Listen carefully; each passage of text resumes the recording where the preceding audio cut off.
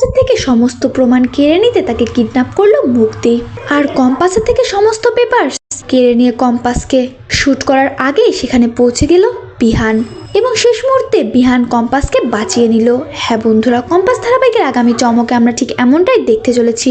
Compass ধারাবাহিকের শুরুতেই দেখা যায় কম্পাস সমস্ত প্রমাণ পুলিশের হাতে দিয়ে ওই অভিজ্ঞান দত্তকে অ্যারেস্ট করতে বলে, আর পুলিশও বেশ কিছু প্রমাণ পেয়ে অভিজ্ঞান দত্তকে জেলে নিয়ে যায়।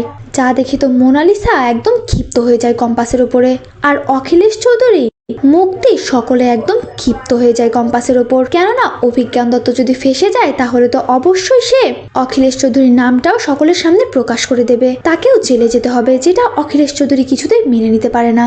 সে মুক্তির কাছে গিয়ে বলতে থাকে এই কম্পাসকে কিছু করতেই হবে, কম্পাস না হয় আমার সব শেষ করে দেবে, আমার এতদিনের গড়া সাম্রাজ্য সবটা কম্পাস ধূলিসাৎ করে দেবে। একবার যদি অভিজ্ঞান দত্ত মুখ খোলে আর কম্পাস যদি তার কাছে থাকা সমস্ত প্রমাণ আদালতে পেশ করে তাহলে তো এবার আমার নিস্তার নেই মুক্তি, আমি কি করব মুক্তি এবার?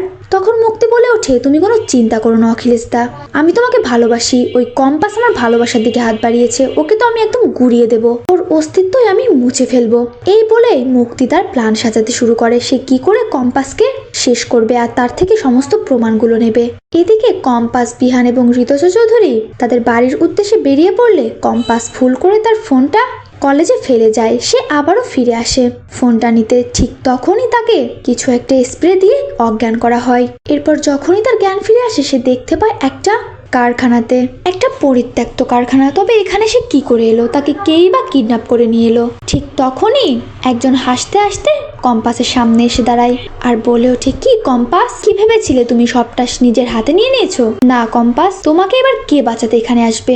তুমি যাদেরকে শেষ করতে উঠে পড়ে লেগেছিলে তাদেরকে তো তোমার শেষ করা হবেই না, উল্টে তুমি নিজেই শেষ হয়ে যাবে, কেউ তোমাকে আর কোনোদিন খুঁজেও পাবে না। তোমার কাছে যতগুলো প্রমাণ আছে এক্ষুনি আমাদের হাতে তুলে দাও। এরপরে কম্পাসের সঙ্গে থাকা ব্যাগে থেকে কম্পাসের ফোন, ল্যাপটপ সহ সমস্ত ফাইলগুলো কেড়ে নেয় মুক্তি। কম্পাস তো অবাক নয়নে মুক্তির দিকে তাকিয়ে থাকে, সে ভাবতেও পারছে না যে মুক্তি এরকম একটা কাজ করতে পারে।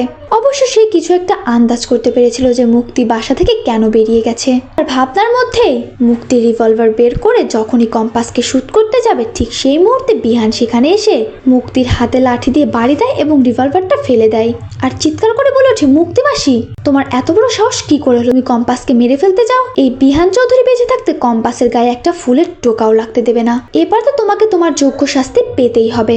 এই বলেই পুলিশকে ভেতরে ডাকে বিহান, আর পুলিশ এসেও মুক্তিকে অ্যারেস্ট করে নেয়। তো বন্ধুরা, এবার যদি সত্যি এমনটা হয় ওই মুক্তির হাত থেকে কম্পাসকে উদ্ধার করে মুক্তিকে পুলিশের হাতে তুলে দেয় বিহান, তাহলে সেটা দেখতে তোমাদের ঠিক কেমন লাগবে অবশ্যই জানিয়ে দাও কমেন্টে তোমাদের মতামতটি। আর চ্যানেলে নতুন থাকলে অবশ্যই চ্যানেলটি সাবস্ক্রাইব করতে একদমই ভুলো না।